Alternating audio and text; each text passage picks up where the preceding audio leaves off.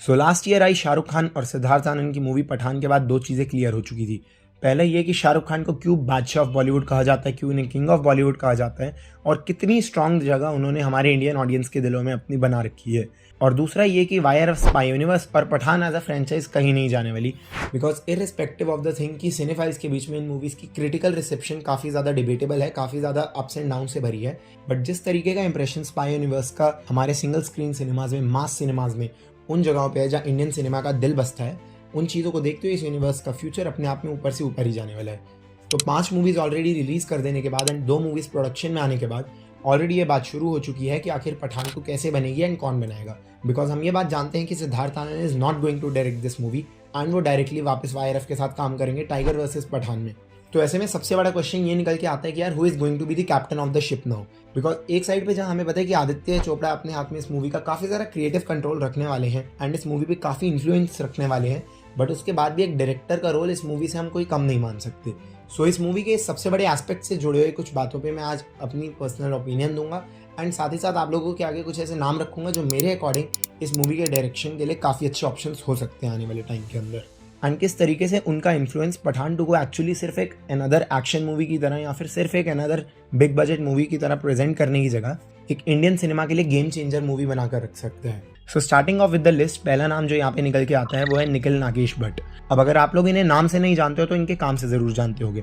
Because Nikhil Nagesh Bhatt को अभी recently अपना फेम मिला है अपनी मूवी किल के लिए, जो काफ़ी सारे लोगों के ओपिनियन में एंड इवन इंक्लूडिंग मेरे अपने ओपिनियन में इंडिया की one of the best action film है अभी तक की। जिस छोटे स्केल एंड बजट के अंदर हमें निखिल नागेश भट्ट ने इस तरीके की एक no nonsense dark action film दी है, वो आज तक इंडिया के अंदर कोई और डायरेक्टर नहीं कर पाया। आई मीन इस मूवी का कंपैरिजन सीधा जॉन विक और रेड जैसी मूवी से हो रहा है, वो चीज़ कहीं ना कहीं इस मूवी की अच्छाइयों को अपने आप हमारे आगे सपोर्ट कर देती है। प्लस हमें ये समझना चाहिए कि ना ही सिर्फ शाहरुख खान हिट्स के बल्कि ब्लॉकबस्टर्स की एक कॉन्टिन्यूस स्ट्रीक से आ रहे हैं। सो पठान 2 का ऑलरेडी बॉक्स ऑफिस पे रिकॉर्ड बनना सेट हो रखा है एंड इस मूवी के लिए आप लोगों को किसी भी तरीके से कमर्शियल एलिमेंट्स को इंक्रीज़ करने की या फिर फालतू की ऐसी चीज़ें डालने की ज़रूरत नहीं है जो सिर्फ बॉक्स ऑफिस को इंक्रीज़ करने के लिए हो एंड कहीं ना कहीं मूवी को सपोर्ट ना करती हो। रादर देन दैट मेरा पर्सनल ओपिनियन ये है कि Pathaan 2 should be a no nonsense dark, gory and violent action film जो कि डायरेक्ट टू द पॉइंट है। आई एम नॉट सेइंग कि इसको एक directly A rated action film बना दो, बिकॉज हम सब जानते हैं कि वो नहीं होने वाला है। इतने बड़े आईपी को, इतने बड़े प्रोजेक्ट को ये लोग ए रेटिंग में नहीं डालने वाले,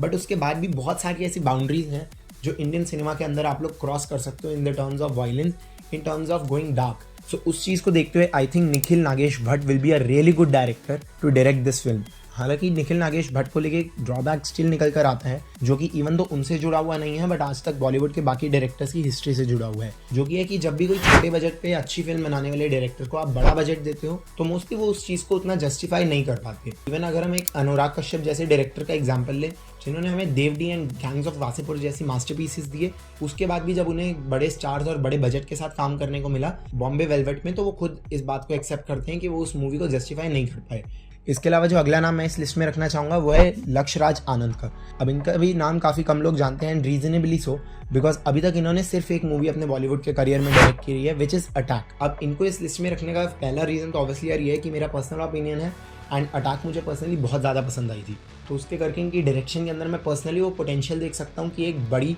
एक्शन थ्रिलर फिल्म को डायरेक्ट कर सकते हैं एंड एक नई दिशा दे सकते हैं उस फिल्म को। प्लस सबसे बड़ी चीज़ की एक काफ़ी यंग डायरेक्टर है और इनका कहीं ना कहीं जो सेंस ऑफ सिनेमा है वो काफ़ी ज़्यादा न्यू और काफ़ी ज़्यादा फ्रेश फील होता है बाकी डायरेक्टर्स से। प्लस इवन तो ये मेरे अकॉर्डिंग एक इमेजिनरी चीज़ ही है, लेकिन अगर ये अटैक के जैसा कुछ साइफाई एंगल भी पठान 2 के अंदर जस्टिफाई कर पाए, पठान 2 के अंदर ला पाएँ, तो वो अपने आप में बहुत ही यूनिक चीज़ रहेगी। एंड इससे भी बड़ा एक फन फैक्ट मैं आप लोगों को इनके बारे में बताऊं तो लक्ष्यराज आनंद ऑलरेडी काम कर चुके हैं हमारे स्पाई यूनिवर्स के अंदर, because he worked as an assistant director under Kabir Khan on Ek Tha tiger. सो मेरे ओपिनियन में इनका डायरेक्ट करना भी काफ़ी अच्छा सेंस बनाएगा। प्लस इसके साथ साथ अगर हम म्यूजिक डिपार्टमेंट की भी बात करें तो निखिल नागेश भट्ट की किल एंड लक्ष्यराज आनंद की अटैक दोनों के अंदर म्यूजिक डिपार्टमेंट संभाला था शाश्वत सचदेव ने, जो मेरी पर्सनल चॉइस रहेंगे इस मूवी के म्यूजिक डिपार्टमेंट के लिए। And moving on with this, जैसा अभी मैंने आपको लक्ष्यराज आनंद को लेकर बताया कि वो कबीर खान के अंडर असिस्टेंट डायरेक्टर थे, तो अगर वो वापस आ सकते हैं स्पाई यूनिवर्स में तो कबीर खान क्यों नहीं। I know it sounds a little weird, but सबसे ज़्यादा अगर हम बात करें अभी तक के most like director of this universe is Kabir Khan.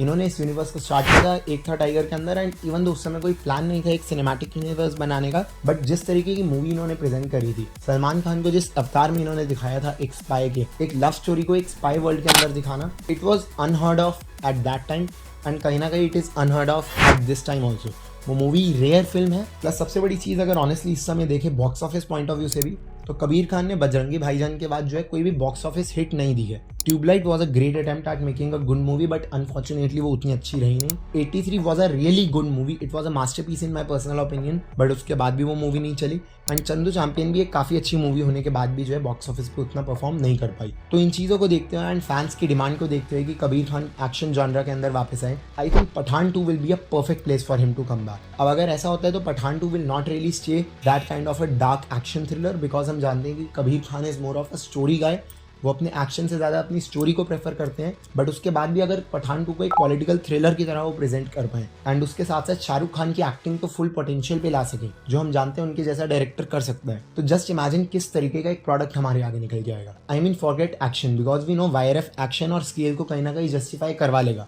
But जिस तरीके की राइटिंग, जिस तरीके के कैरेक्टर्स एंड जिस तरीके का न्यूआंस कबीर खान अपनी मूवी के अंदर ला सकते हैं, it can actually be a revolutionary movie as well as an all time blockbuster kind of film. तो मैं अगर अपनी पर्सनल चॉइसेस की बात करूं तो मुझे कबीर खान के बारे में सोच के इतनी एक्साइटमेंट हो रही है अगर ये स्पाई यूनिवर्स के अंदर वापसी करते हैं पठान 2 के साथ एंड इस मूवी को डायरेक्ट करते हैं। So moving on after Kabir Khan, जो एक अगले डायरेक्टर के बारे में मैंने इस लिस्ट के लिए सोचा था वो थे Raj and DK. Now this is a very unconventional choice, because किसी भी तरीके से ये लोग एक अंडररेटेड डायरेक्टर्स की कैटेगरी में हम नहीं रहे हैं। सो उससे हटके आखिर ऐसी क्या चीज़ है जो राज एंड डीके को स्पेशल बनाती है, बाकी ऑप्शन से अलग बनाती है। तो वो चीज़ जो मेरे अकॉर्डिंग निकल कर आती है वो है इनकी understanding of humour and action. Pathaan at some points is a funny character. Pathaan की अगर हम बात करें तो वो कबीर की तरह या अविनाश सिंह राठौड़ की तरह नहीं है कि अगर उसे टास्क मिला है तो सिर्फ उस टास्क पे फोकस करेगा, कोई आगे पीछे आने वाली चीज़ को अपने रास्ते से हटा देगा। Pathaan is not that kind of guy. Pathaan कहीं ना कहीं काफ़ी लाइवली और टीम पे फोकस करने वाला बंदा है। एंड ऑनेस्टली इस तरीके का कैरेक्टर इससे पहले हमने थोड़ा बहुत अगर कहीं देखा है, so that is Manoj Bajpayee इस character Srikant from family man.